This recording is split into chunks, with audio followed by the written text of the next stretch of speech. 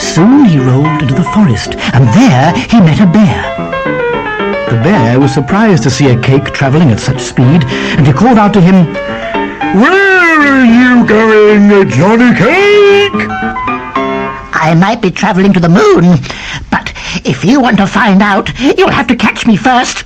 I've outrun an old man, an old woman, a little boy, 2 well diggers, and 2 ditch diggers, and I can outrun you too. Come on, catch me if you can, was Johnny Cake's reply. "You're no match for a bear like me," said the bear. So the bear started running after Johnny Cake. But he was a big bear, and he was so fat that he could hardly run. And Johnny Cake was so far ahead that the bear might just as well have given up there and then. The bear didn't want to give up the chase, though, because the idea of a tasty cake for his tea was too much to resist. So he kept on running. But Johnny Cake rolled at such a pace that the bear was soon lagging far behind. "Oh, we can barely go no more than that. Poor dear." Johnny Cake kept taunting him. Come on, you can catch me, he said. Just run a bit faster. But the poor old bear was too exhausted to even reply. The bear ran as far as he possibly could, but eventually he had to give up the chase. So he stretched himself out and went to sleep by the roadside. He couldn't run any more. Johnny Cake had beaten him. But Johnny Cake certainly wasn't beaten yet. He rolled through the woods, still keeping up the same fast pace that he'd had when the chase had begun.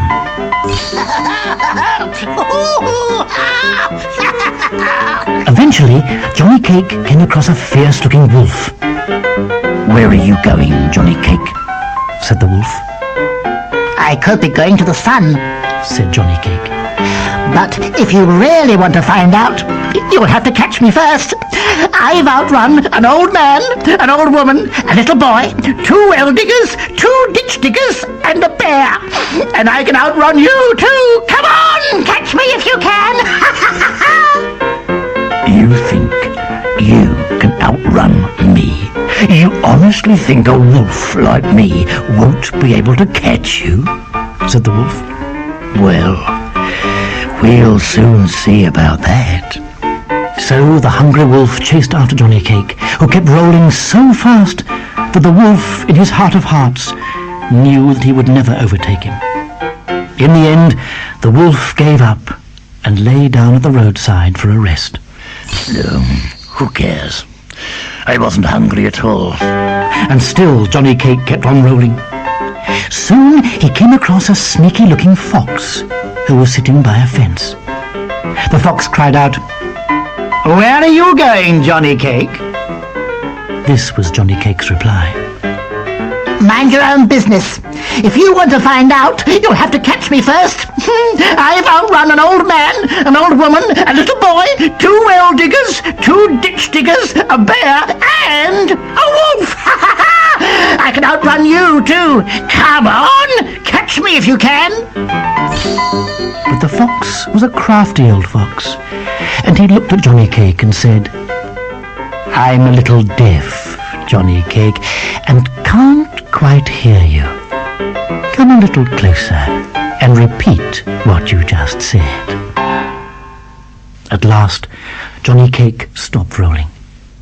He went a little closer to the fox and shouted out at the top of his voice, I've outrun an old man, an old woman, a little boy, 2 well diggers, 2 ditch diggers, a bear, and a wolf, and I can outrun you too. Come on, catch me if you can. And although the crafty fox had heard Johnny Cake's taunts perfectly well, he pretended that he hadn't. "I still can't quite hear you," said the fox to the cake. "Can't you come just a little closer?" Johnny Cake rolled closer, and looking straight at the fox, he screamed, I've outrun an old man, an old woman, a little boy, 2 well diggers, 2 ditch diggers, a bear and a wolf, and I could outrun you too. Come on, catch me if you can! Just as Johnny Cake had finished shouting out these words, the fox snapped up the cake in his sharp teeth. And that was the end of Johnny Cake.